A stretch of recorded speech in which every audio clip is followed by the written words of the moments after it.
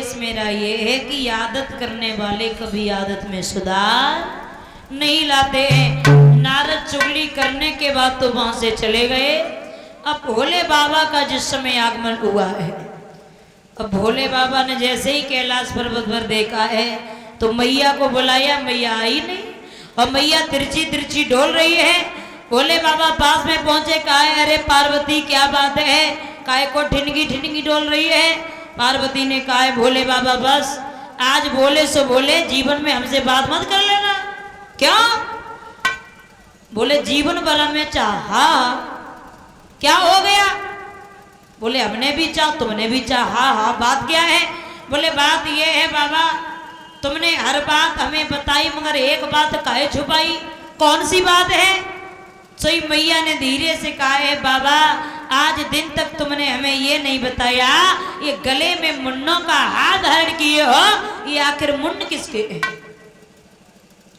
जैसे ही इतने शब्द सुने हैं तो भोले बाबा ने मुस्कुरा करके जवाब दिया है ओरी पार्वती ये बात अगर आसानी से पूछ ली होती तो क्रोध क्यों करना पड़ता? ये सब तुम्हारे मुन्ने हैं, किसी गैर के नहीं है।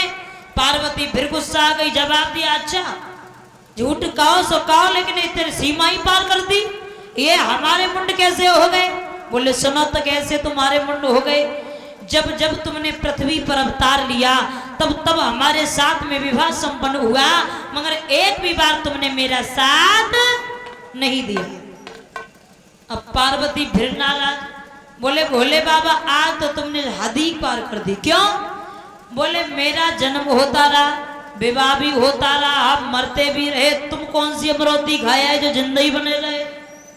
भोले बाबा ने कहा है बिल्कुल अमरौती है। क्यों?